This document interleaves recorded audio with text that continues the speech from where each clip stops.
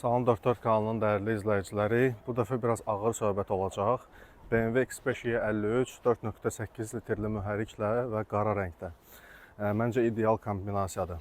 Bu avtomobillər əfsanəvi avtomobillərdir. Tək ona görə yox ki, hansısa kriminal filmlərdə çəkiliblər və s.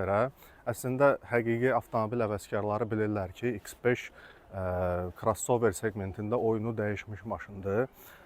Çünki 90-cı illərin sonuna kimi crossoverlər adətən nisbətən hündür, sadə tam ötürücü sistemi ilə təchiz olunmuş ailə avtomobilləri idi. Lakin BMW mühəndisləri bizə göstərdilər ki, məhz crossoverdə əslində sedan kimi idarə oluna bilər. X5-in layihələndirilməsi 1994-cü ildə başlayıb. BMW Land Rover alandan sonra qərara gəldilər ki, bir SUV istehsal eləsinlər və uzun sürən mühəndislik, eyni zamanda Chris Bengle'ın da başında durduğu dizayn komandası və X5-in əsas dizayneri olan Frank Stephenson'un da əməkləri ilə ilk X5-lər 1999-cu ildə istehsala getdilər və ta 2006-cı ilə kimi də istehsal davam elədi.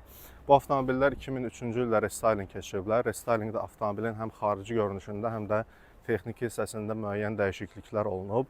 Bizim avtomobilimiz 2006-cı ildir, yəni restyling modeldir. Məsələn, X5-dən sonra digər istehsalçılar da öz sport crossoverlərini istehsal eləməyə başladılar. Hətta günümüzdə artıq Çin istehsalçılarının belə bu cür avtomobilləri var. 2000-ci illərin əvvəllərində X5-in şəkillərini otaqlarının divarlarına vuran, Nokiaların ekran şəkli eləyən uşaqlar artıq böyüyüblər və təxminən 30-lu yaşlara gəliblər və hələ də bu cür adamların əlində müəyyən qədər vəsait olan adamların qəlbinin dərinliklərində bir arzu var ki, bu cür avtomobilə sahib olsunlar. Təəssüf ki, X5-lər, E53-lər artıq köhnə avtomobillərdir və bu maşınların artıq alışına ciddi yanaşmaq lazımdır. Çünki avtomobillər artıq çox əl dəyişdiriblər və sizdən əvvəlki sahiblərin bu maşınlara necə baxdığı biraz sual altındadır. Ona görə də bu avtomobilin alışına ciddi yanaşmaq lazımdır ki, sonra servislərdə qalmayasınız, pullar xərcləməyəsiniz. Ümumiyyətlə, gəlin elə avtomobilin xarici görünüşündən başlayaq. X5-in brutal xarici görünüşü bir qədər aldadıcı ola bilər. Çünki xarici görünüşdə avtomobili alarkən yoxlamalı olduğunuz bir neçə məqam var. Hər köhnə avtomobil kimi, məsələn, bu avtomobillərin ön fənərlərinin də şüşələri zamanla sola bilir. Əslində bu problem deyil, sadəcə cilalama ilə həll eləmək olar. Lakin artıq işıqlar biraz zəifləyibsə, burada ya reflektorlar dəyişməlidir, ya da linzanın özü dəyişməli olacaq. Bəzi X5-lərdə bu güzgülərin qatlanma mexanizmində problem olur. Məsələn, bəzən olur ki, güzgünü qatlayırsınız və güzgü təzədən öz-özünə açılmağa başlayır və yaxud ümumiyyətlə qatlanmır. Burada da artıq motor problemidir. Yəni bu da təmir olunan bir şeydir. Təəssüf ki, X5-lərdə korroziya problemi də olur. Korroziya əsasən məhz bu qanadaltılarda baş verir. Burada olan məhz plastik hissələrin, qoruyucunun aşağı hissəsində korroziya baş verə bilər. Yəni avtomobil alanda bu hissələri yoxladın. Eyni zamanda bu qapıların kənarlarında da, xüsusən iç tərəfdən alt hissəsində də korroziya ola bilər. Yəni avtomobil alanda bunları da yoxlamağınız məsləhətdir. X5-in daha bir yaralı yeri məhz bu qapı dəstəkləridir. Bu qapı dəstəklərinin crash teilləri biraz həssas olur və ehtiyatsız davrananda qırıla bilirlər. Və çox adamlar bilmir ki, X5-lərdə məhz qapı dəstəkləri öyrəşdiyimiz kimi özünüzə tərəf dartmırsınız. Bir qədər yuxarı qaldırırsınız və bu şəkildə açılır. Yəni bunu da çox adam bilmir və təəssüf ki, ehtiyatsız davranır. Korroziya X5-in arxa baqaj qapağında da baş verə bilər. Ümumiyyətlə, baqaj qapağı iki hissədən ibarətdir. Biri yuxarı, biri aşağı açılır. Yəqin ki, bildiniz də bunu hansı maşınlardan götürüblər, Land Roverlərdən. Və alt hissənin məhz aşağı hissəsində korroziya ola bilər. Eyni zamanda məhz bu hissədə də korroziya ola bilər. Yəni avtomobil alacaqsınızsa bu hissələrə fikir verin. Aşağı hissə bu düymə vasitəsilə açılır. Və burada bu hissəni də qaldırın. Burada da məhz metala baxın ki, korroziya əlamətləri olmasın. Ümumiyyətlə, baqaj özü 450 litrdir, yəni kifayət qədər böyük baqajdır. Bu tərəfdə səs gücləndirici var. Bu qapağın altında da məhz diskləri qoya biləcəyiniz yer var. Ehtiyat təkəri var, yarı ölçülü baqajın alt hissəsində və bir də əşyalarınızın üstünü bağlamaq üçün belə bir örtük də nəzərdə tutulub. X5-lərin yalnız restylingində olan bu özəllik var. Baqajın yumşaq bağlanması sistemi. Bu yalnız restyling modellərdədir. Restylingdən əvvəlki modellərdə artıq baqajı öz gücünüzlə bağlamalı olursunuz. Onu da nəzərə alın ki, bəzən bu şüşəsilənin çərçivəsi də paslana bilir. Bəzi X5 sahibləri bunu 70-ci gövdəninki ilə dəyişdirirlər. Amma bu maşında heç bir problem yoxdur. I think the girls with their nails done now.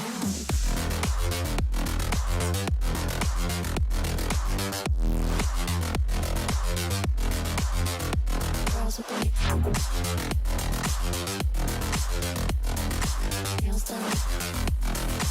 I think the girls with their nails done. X5-in salonunda bir neçə oturacaqlar olur. Bunlar ya sadə oturacaqlardır, ya sport, ya da komfort. Komfort oturacaqlara qırılan oturacaqlar da deyirlər. Məhz bu komfort oturacaqların tənzimləmələri çox olur deyə sürücünün komfortunu daha çox təmin eləyir və ikinci əl bazarında da məhz bu qırılan oturacaqlar daha çox dəyər görürlər. Bundan əlavə X5-in salonunda ki problemlərdən biri məhz bu mərkəzdəki monitorda ləkələrin düşməyidir. Təəssüf ki, bunun çarəsi yalnız monitoru dəyişməkdir. Bir də ki, həmin illərin əksər BMW-lərində olan söhbət məhz bu həm cihazlar panelində, həm bu klimatın monitorunun piksellərinin ölməsidir. Bu problem məhz monitorun şleyfindən qaynaqlanır. Kontaktlar itəndə bu piksellər ölməyə başlayır və sadəcə şleyfi dəyişirsiniz, piksellər yenidən bərpa olur. Bir də ki, mən internetdə belə bir video görmüşdüm ki, alışqanın elektrik motorunu çıxardıb məhz bura vururlar, piksellər bərpa olunur. Bilmirəm əksində bu nə qədər effektiv metoddur. Əgər yoxlayanlar varsa videonun altına yaza bilər. Bundan əlavə məncə qeyd eləməyimə ehtiyac yoxdur ki, bu avtomobildə oturacaqların qızdırılması, 2 zonalı klimat, park radarları, DSC sistemi, DSP səs sistemi, yəni 8 səs gücləndirici ilə, yəni naviqasiya sistemi, panoramik tavan, yəni bu cür özəlliklər var. Yəni X5 öz dövrünün ən lüks modellərindən biri olub. Ona görə də hətta müasir avtomobillərdə olmayan özəlliklər belə X5-də var. Qeyd edeyim ki, panoramik tavan yalnız restyling X5-lərdə olub. Restylingdən əvvəlki maşınlarda sadə lük idi. Və əgər siz X5-də görsəz ki, tavanda və yaxud ayaq altının döşəməsində su ləkələri var, bu ondan qaynaqlanır ki, məhz bu lükün drenaj kanalları tutulur və suyu artıq içəri verməyə başlayır. Yəni sadəcə drenaj kanallarını təmizləmək lazımdır. Avtomobilin sükanı elektron şəkildə tənzimlənir, yuxarı, aşağı və özünüzə tərəf. 4 şüşənin də avtomatik qaldırılıb endirilməsi özəlliyi var. Mebel və ya alüminium örtüklər ola bilər bu maşınların salonunda. Ümumiyyətlə salonda yəni yumşaq plastiklər, dəri istifadə olunub. Yəni öz dövrünün ən yaxşı materialları istifadə olunub. Dirsək altlığında telefon qoymaq üçün yer olub X5-lərdə və daha aşağı hissədə artıq disklər üçün yerlər olub. Yəni sadəcə basırsınız, burada diskləri qoya bilirsiniz. Yəni avtomobil öz dövrünə görə kifayət qədər yaxşı özəlliklərlə təchiz olunub. Nə də olsa X5 BMW-nin model xəttinin ən top avtomobillərindən biri olub.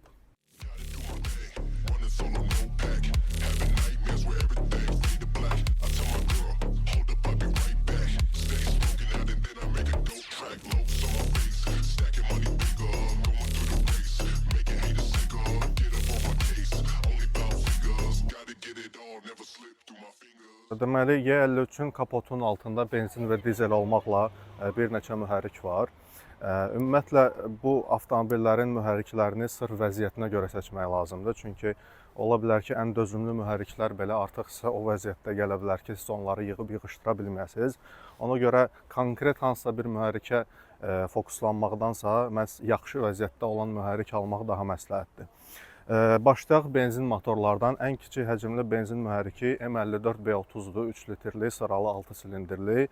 Bu mühərrik bizə 39-cu gövdədən və ya 46-dan tanış mühərrikdir ki, məhz həmin avtomobillərdə artıq daha yaxşı dinamikaya sahibdirlər. Lakin məhz X5-də sizə bu 3 litrli mühərriklə almağınızı məsləhət görmürəm maşını. Çünki X5 artıq ağır avtomobillərdir sedanlara baxanda və artıq 3 litrli motorun dinamikası bəs eləməyəcək bu cür böyük avtomobili hərəkətə gətirməyə. Yəni sürətlənmə ilə bağlı problemləriniz olacaq və s. Üstəlik mühərrik daima güc altında işlədiyi üçün onun ömrü də az olacaq. Amma ümumilikdə M54 çox dözümlü mühərrikdir. Hər hansısa bir ciddi problemləri yoxdur. Sadəcə artıq yaşla bağlı yağ yemə problemləri və ya müəyyən yerlərdən yağ axıntıları və s. ola bilir bu motorlarda.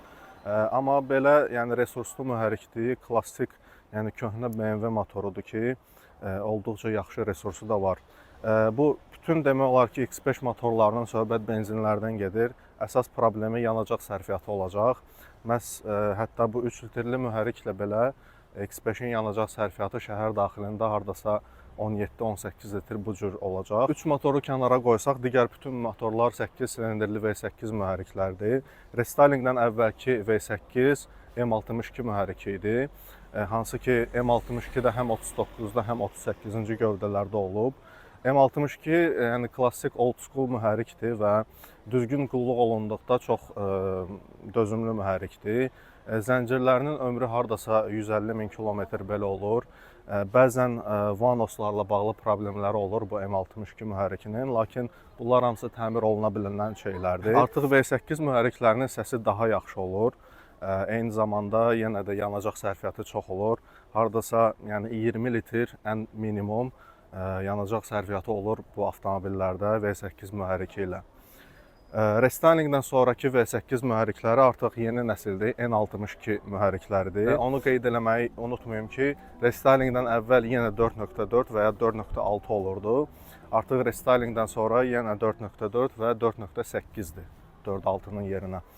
Bizim avtomobilimiz 4.8 mühərriklə təchiz olunub. N62 mühərrikləri dözümlülüyü baxımından nisbətən geridə qalır M62-dən. Məsələn, burada yenə də düzgün qulluq olunmamış maşınlarda, məsələn, mühərriklərin yağ yemə problemi olur. Eyni zamanda, əgər N62 mühərriki ilə, yəni restyling model V8 alacaqsınızsa, məsləhətdir ki, silindirləri endoskopla yoxlatdırasınız. Çünki silindir divarlarında aşınmalar və s. olur ki, yəni bu da təəssüf ki, bu mühərriklərin əsas problemlərindən biridir. Yenə də yanacaq sərfiyyatı yüksəkdir bu avtomobillərdə, yəni 25 litr şəhər daxilində rahat var. Yəni onu nəzərə alın ki, bu cür avtomobil alacaqsınızsa, yanacaq doldurma məntəqələrinə tez-tez getməli olacaqsınız. Yəni bu maşınların yanacaq sərfiyyatları olduqca yüksəkdir. Və son olaraq bir də X5-lərin dizel mühərriki var. Restalingdən əvvəl də, restalingdən sonra da burada bir ədəd dizel mühərriki var. Sıralı 6 silindirli turbo dizeldir. 3 litrli M57 mühərrikidir. M57 BMW-nin ən yaxşı, ən dözümlü mühərriklərindən biridir və bir çox avtomobillərdə istifadə olunub və özünü həmişə yaxşı göstərib dözümlülük baxımından. Lakin yenə də bu mühərriklər köhnə mühərriklərdir. Burada bir sıra problemlər ola bilər. Yəni istənilən halda təkcə M57 dözümlü mühərrikdir deyə, yəni gözü bağlı almaq olmaz. Motorları yaxşı diaqnostika elətdirmək lazım ki, daha sonra ciddi problemlərlə qarşılaşmayasınız. Əslində gündəlik sürmək üçün dizel mühərriki ən ideal variantdır X5-də. Çünki yanacaq sərfiyyatı daha az olur. Şəhər daxilində hardasa 13 litr bu civarda. Artıq uzun yolda daha az olur. Yenə də deyirəm, bütün mühərrikləri məhz vəziyyətinə görə seçmək lazımdır. Yəni yaxşı diaqnostika elətdirmək lazımdır ki, bu mühərrikləri daha sonra servislərdə böyük pullar xərcləməyəsiniz.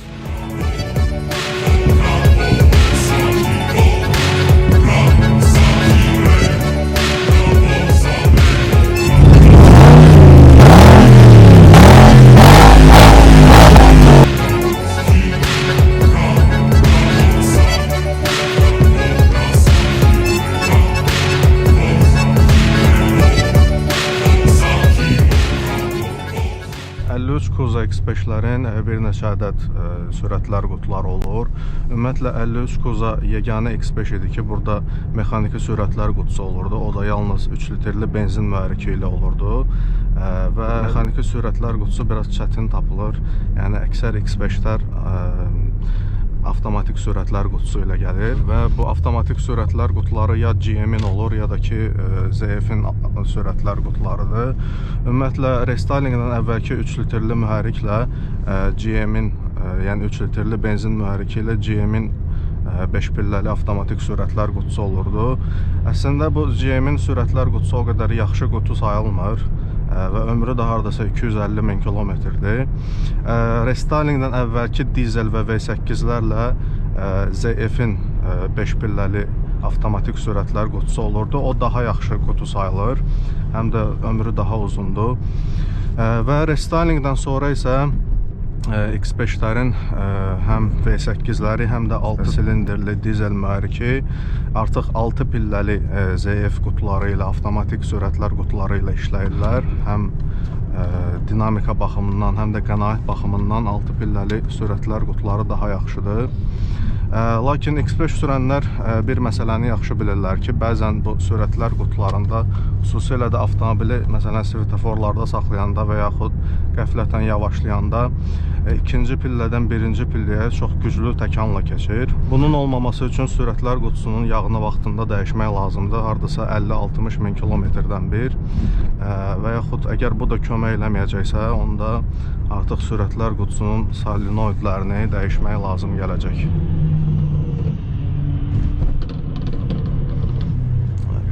Ümumiyyətlə X5-lərin bir neçə askı növü olur. Var burada sadə yaylı askı sistemi, var pnevmatik askı sistemi, yəni tam pnevmatik həm ön təkərlərdə, həm arxa təkərlərdə. Bir də var yalnız arxa təkərlərdə olan pnevmatik askı sistemi.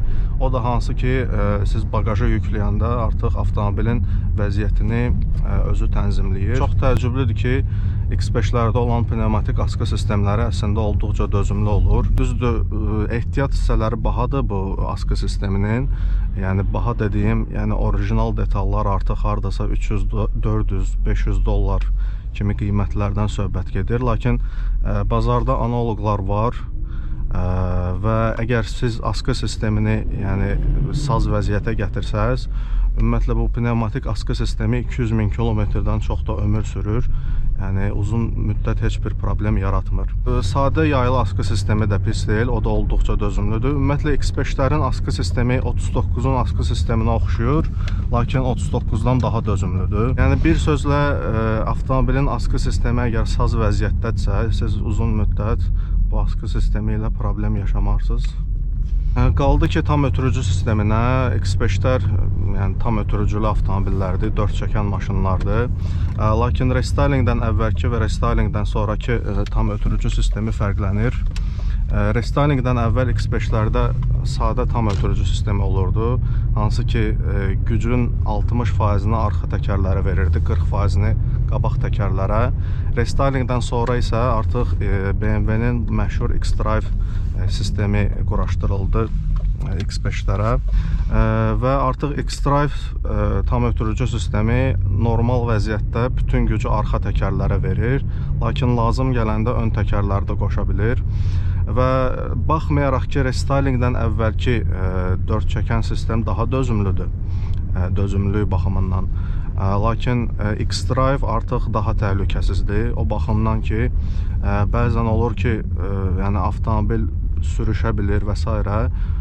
Bu hallarda stabilizasiya sistemi özü qoşulmamış X-Drive yəni təkərlərə lazımi qədər güc ötürə bilir və bunun şəkildə də avtomobilin təhlükəsizliyini təmin edir. X5-in ən sevmədiyi şeylərdən biri də məhz avtomobili 2 pedalla yerindən götürməkdir. Yəni kəskin təkanla maşını yerindən götürməkdir.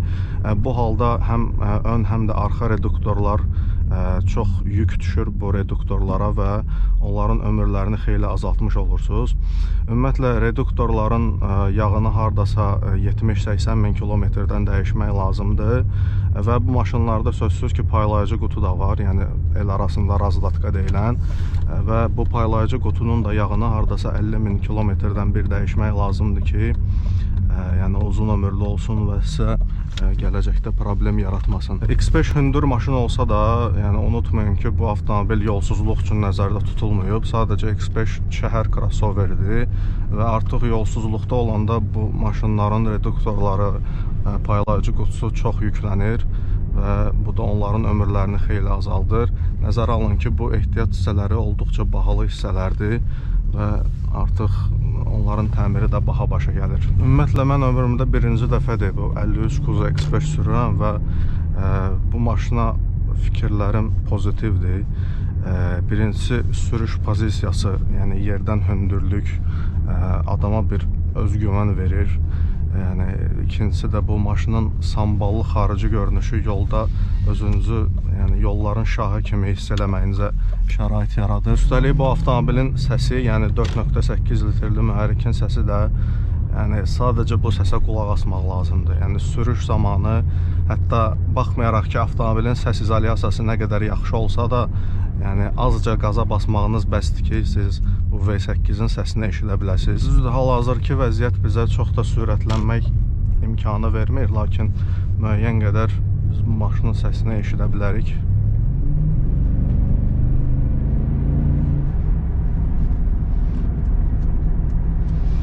Avtomobil çox rahat şəkildə sürətlənir.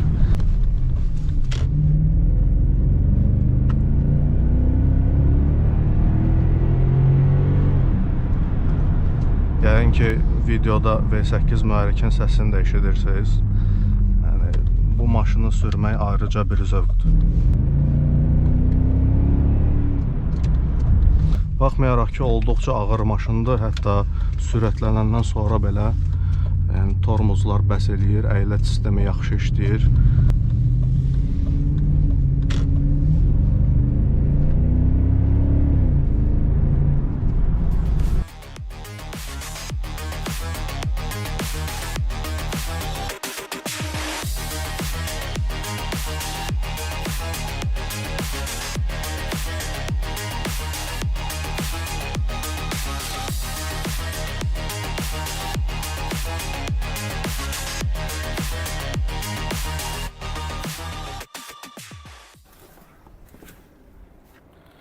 Belə bir deyim var ki, yeni Alman avtomobillərini alan adamlar varlı adamlardır. Lakin köhnə Alman avtomobillərini alan adamlar isə çox varlı adamlardır. Bu avtomobillər artıq köhnə avtomobillər olduğu üçün X5-lərin alışı artıq bir lotereyadır. Yəni bu maşınların alışına çox ciddi şəkildə yanaşmaq lazımdır. Çox dəqiq şəkildə diaqnostika elətdirmək lazımdır.